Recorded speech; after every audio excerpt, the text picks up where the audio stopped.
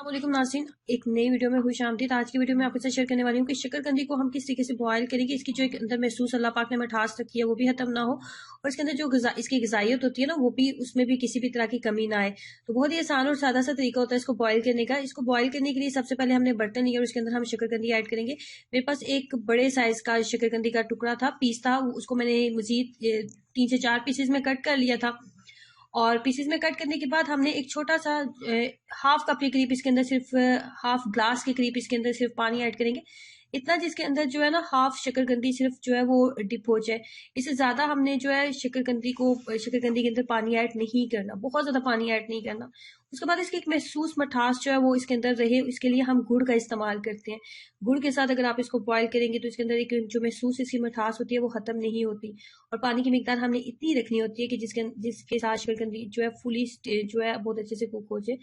اور اب میں اس کو کور کر دوں گی 15 منٹ کے لیے، اور فلیم کو ہم جو ہے میڈیم کر دیں گے۔ میڈیم فلیم کے بعد 15 منٹ کے بعد میں نے اس کو اوپن کیا، اور یہ بہترین طریقے سے نہ تو یہ اوور کوک ہوئی ہے، بالکل جیسے اس کو کوک ہونا چاہیے بالکل اسی طریقے سے کوک ہوئی ہے، اور اس کے اندر جتنا پانی تھا وہ بھی مکمل طور پہ ڈرائی ہو چکا ہے۔ اور جو گڑ کا ایک محسوس ٹیسٹ ہے وہ بھی آپ کو شکرقندی کے اندر بالکل ایسا لگے گا جیسے کہ شکرقندی کا نیچرل میٹھا ٹیسٹ ہوتا ہے نا، بالکل ویسے ہی آپ کو فیل ہوگی، اور اس کی جتنے بھی اس کے اندر اللہ پاک نے غذائیت رکھی ہے وہ بھی ختم نہیں ہوگی اگر آپ شکرقندی کو اس طریقے سے بوائل کریں گے۔ تو ٹرائی کریں اس آسان اور سادہ سے طریقے کو، اپنا ایکسپیرینس شیئر کیجیے گا۔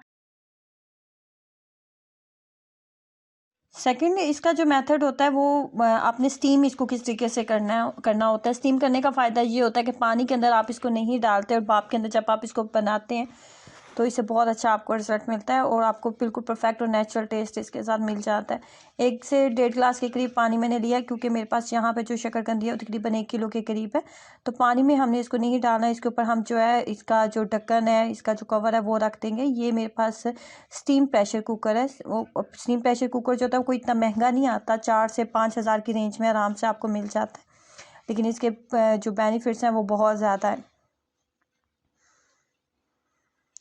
اس طریقے سے شکرقندی کے جو بہت زیادہ بڑے پیسز تھے نا، ان کو میں نے 2 حصوں میں ڈیوائڈ کر لیا تھا، اور اس طریقے سے ہم اس کو رکھ دیں گے ترتیب سے۔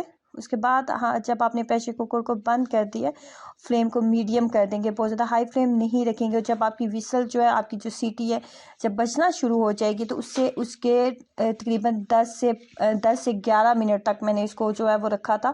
اس سے زیادہ ہم نے اس کو پریشر کوکر کو بند نہیں رکھنا۔ جب سیٹی بجنے لگے تو اس کے 10 منٹ جب گزر جائیں تو آپ پریشر کوکر کو کھول دیں۔ آپ کو جتنے بھی اگر آپ کے اتنے بڑے سائزز ہیں تمام شکرقندی کے، تو بالکل ایک دم پرفیکٹ آپ کو کوک شکرقندی جو ہے وہ مل جائے گی۔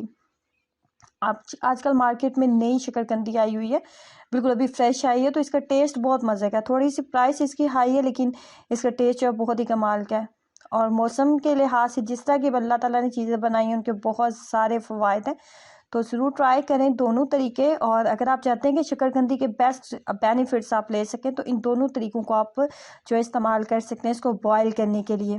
تو ٹرائی کریں اور اپنا ایکسپیرینس ضرور شیئر کیجیے گا۔ ویڈیو کو لائک کرنا اور چینل کو سبسکرائب کرنا مت بھولیں۔ اللہ حافظ۔